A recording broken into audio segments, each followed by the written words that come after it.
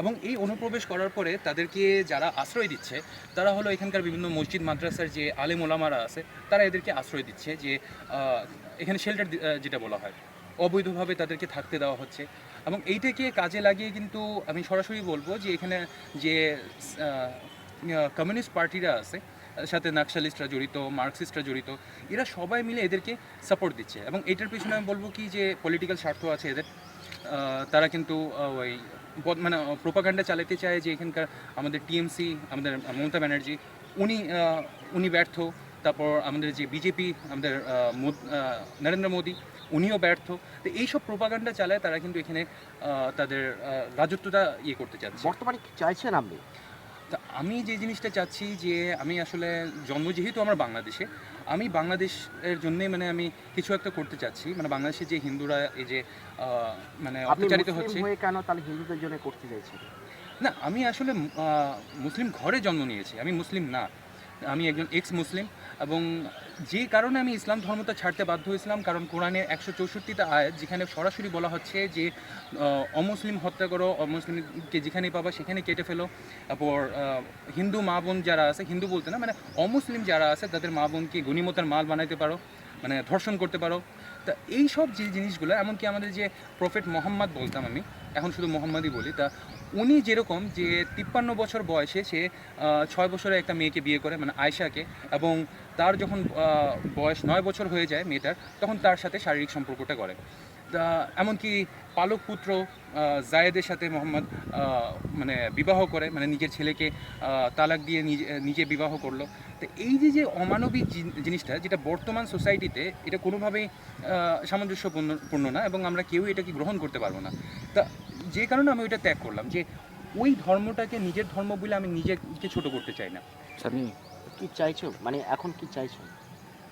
এখন কি চাইছেন? এখন আমি যেটা এখন চাচ্ছি যে ভারতবর্ষে কেন আছেন? কি চাইছেন? এখানে কি নাগরিকত্ব চাই না, আমি আমরা? এখানে অ্যাসাইলামের জন্য অলরেডি অ্যাপ্লাই করছি সুষমা স্বরাজের কাছে। তা জিনিসটা মানে আন্ডার প্রসেসিং আছে, এবং যতটুকু ভালো ফিডব্যাক পাচ্ছি আমার মনে হয় যে খুব শীঘ্রই আমি এখানে অ্যাসাইলামটা পেয়ে যাব। আচ্ছা। আর এমনি আপনার কি মনে হয় যে পশ্চিমবঙ্গ কতটা সেফ আজকে ডেটে দাঁড়িয়ে? না, অবশ্যই না। এখানে পশ্চিমবঙ্গ কোনোভাবেই সেফ না। কারণ যেভাবে এখানে মুসলিম তোষণ চলছে, বিভিন্ন রাজনৈতিক দলরা যারা আছে, তো এই মুসলিম তোষণ এবং উন্নয়ন ২টা একসাথে কখনোই চলতে পারে না। হয় মুসলিম তোষণ করুন, যেটা ১৪০০ বছর পুরানো যে ফিলোসফি, অথবা ভবিষ্যতের দিকে, অথবা উন্নয়নের দিকে, দেশের উন্নয়নের দিকে মনোযোগ দিন। আপনি কি ব্লগার হিসাবে কি এখানে এখন আপনার পূর্ণতা পাচ্ছেন? মানে ব্লগ লিখতে পাচ্ছেন? আমি আসলে ভিডিও ব্লগার। তা আমি বলবো কি যে হ্যাঁ, আমি এখানে অনেক বেশি সমর্থন পাচ্ছি।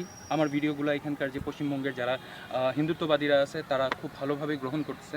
সম্প্রতি একজন ব্লগার না কবি, হ্যাঁ, তাকে নিয়ে একটা বিতর্ক হয়েছে, আজকে সবাই আলোচনা হলো।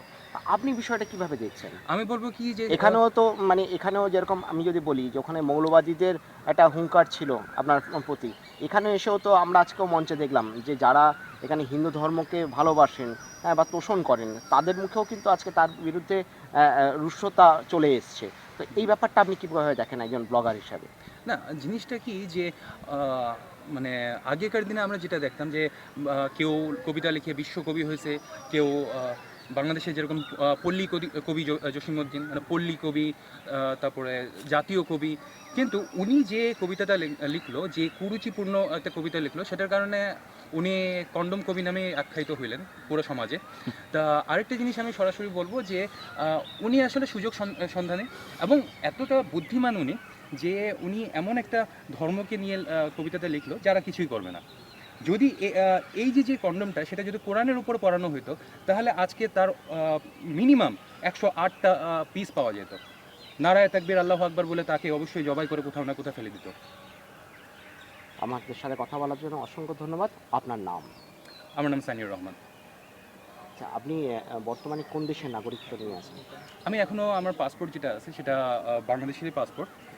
এখনও আমি বাংলাদেশি বলতে আমি মানে পছন্দ করি, কিন্তু তার থেকে আমি বেশি স্বাচ্ছন্দ্য বোধ করব যদি আমি নিজেকে ভারতীয় বলতে পারি। কারণ আমাদের যে পূর্বে ইতিহাসটা আছে সেই অনুযায়ী কিন্তু আমি ভারতীয়। এটা যদি কিছু হিপোক্রেট নেতারা এবং এই যে কমিউনিস্টরা যারা আছে, যারা গঙ্গাধর অধিকারী পাশ করায় এই যে বাংলাদেশটাকে ভাগ করে দিল, মানে পাকিস্তান এবং ইন্ডিয়া দুইটাকে ভাগ করে দেওয়া হলো, সেটার কারণে যে আমাকে আজকে নিজেকে বলতে হচ্ছে যে আমি চতুর্থ শক্তিশালী দেশ ভারতের নাগরিক না, আমি 52 নম্বর শক্তিশালী দেশ বাংলাদেশের একজন নাগরিক। আমি চাই যে এই যে দুইটা দেশ আছে, মানে বাংলাদেশ এবং ইন্ডিয়া, তো এই দুইটার মাঝখানে যে প্রাচীরটা আছে ওটা ভেঙে দেওয়া হোক। ঠিক সেরকমই ইস্ট বার্লিন এবং ওয়েস্ট বার্লিনের যেরকম দেওয়ালটা ভেঙে দেওয়া হয়েছে। এবং আমি এটা মানে মানে যেহেতু আমরা ভারতবর্ষের একটা অংশ ছিলাম, তা আমি চাই যে আমাদের যে মানে বাংলাদেশ মানে ভারতের কন্যা, সে যেন তার মায়ের সাথে আবার মিশে যায়। ধন্যবাদ।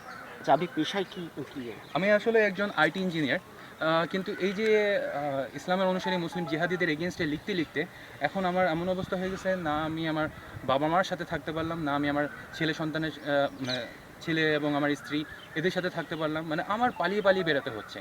এবং রিসেন্টলি এই যে জিএমবি যে সংগঠনটা আছে, মানে ইসলামের অনুসারী মুসলিম জিহাদিদের যে সংগঠন, তা এই সংগঠনের মানে একদম টপ লিস্টে আমার নামটা আছে। এবং এটার কারণে আমারও কিন্তু আতঙ্কের মধ্যে জীবনটা কাটাতে হচ্ছে। এই যে আপনারা দেখতে পারবেন যে কেউ আমাকে একা ছাড়ছে না, কারো না কারো কিছু হাতে অস্ত্র থাকবে। কারণ আমি যেটা বলি যে জিহাদিদের মোকাবেলা জিহাদি হয়েই করতে হবে, তাছাড়া আমরা বাঁচতে পারবো না। আপনার মনে পড়ে না পরিবারের কথা? অবশ্যই, কিন্তু আসলে আমি যেটা ভাবি যে এই যে আমার লাইফটা যেভাবে চলতেছে সেটা মনে হয় আমার কপালেই লেখা ছিল। তা আমার দ্বারা মনে হয় অন্য কোনো সমাজের কাজ হবে বলে মনে হয় আমার এইভাবে বিভিন্ন জায়গায় ঘুরে ফিরে বেড়াতে হচ্ছে। আজকে হিন্দু মহাসভার প্রোগ্রামে কেন এসেছিলেন?